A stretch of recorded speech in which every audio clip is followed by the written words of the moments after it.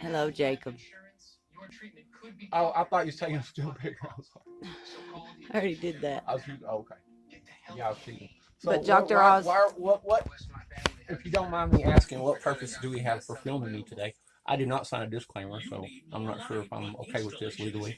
I'll have to get with my assistant to a paralegal's assistant to a lawyer's friend of mine, cousin, that will tell me if this is a good idea or not. I don't know that I can give you a direct purpose, but I just like the way you talk. Wow. You I were, ain't never really paid much attention to the way I talk, so I don't know really the perks of it. But you were telling me a story about Dr. Oz, watching something on Dr. Oz the other day. oh yeah, well they got this new watershed treatment plant. Have you seen this thing? This thing looks like a gall darn Caribbean resort, right? They're playing volleyball, they're playing pool, they're sitting around playing shit. They're all smiling, happy, and they show these examiners. They're like, "At the watershed, we can help you with your addiction problem." I look at that thing, I'm like, "What the crap? They can help anybody with any problem at that place. Shoot, that's a vacation. But it cost $90,000 million." And what were you saying your addiction was? Oh, I had a problem with cough drops and catnip for a little while. But you know, like I said on Dr. Oz, there's all kind of addictions. People get addicted to chapstick. And chalk. What? Chalk. People eat chalk. Oh, you know, I heard that's a symptom of low iron in your diet. Now, why in the world being low on iron to make you crave chalk? I don't know. But that's way better than... I don't even want to go into some of the things I've heard people eat just out of... That's more fetish, like psychological. I think they're not all wired up right. I think you're probably right. So how did you finally kick your addiction? Or do you still have that problem? Oh, I got allergic to cats.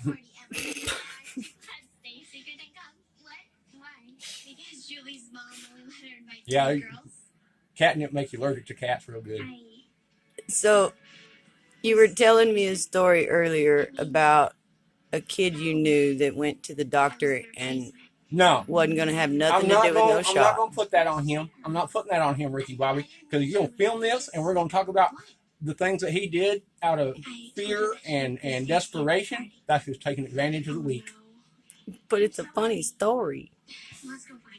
Okay, so I know this guy, right? He was a hardcore marijuana, narcotics, and drinking, and he was functional. You know, he got around doing all right with it. Well, he got into some trouble with the law and got put on probation.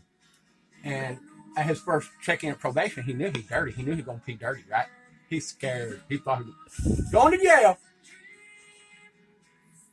So he, after looking at many High Times magazines, I don't know if you ever heard of those, they're centered around cannabis smoking, marijuana, cannabis, same thing. Medical or just... No, now you call it regular cannabis because this whole medical cannabis trend takes off.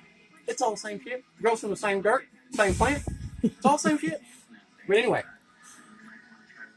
he was a hardcore cannabis smoker. So he just decided he'd buy himself a urinator. He didn't have time to order one for a magazine. It cost too much. So he goes on to build himself his own urinator. And for the most part, his design was pretty ingenious, but his method, because he knew they were going to be watching, his method was to take the tube that feeds the clean urine and super glued it to his junk. Okay? Wow. To try and hide it. Oh, he did it. He did a good job. He had it run right up in there like it was surgical. They had the skin folded over, super glued shut right there. He could probably pull it off. But then he got worried if they see that, that's another violation, instantaneous right on top. He had to weigh the pros and cons. Do I want to get possibly violated for the dirty you ate? Do I want to get absolutely violated for getting caught with my homemade urinator? In the parking lot of probation before checking in, he decided to remove this thing and possibly run. Any idea how hard it might be to remove a urinator that's homemade that's super glued to your junk in the parking lot of the probation office?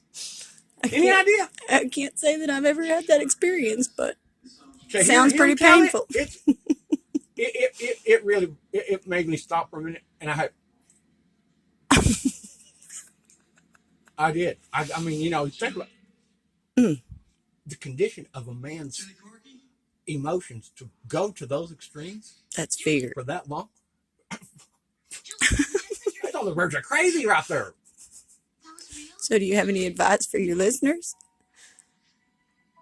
If you're on probation and parole, don't do drugs.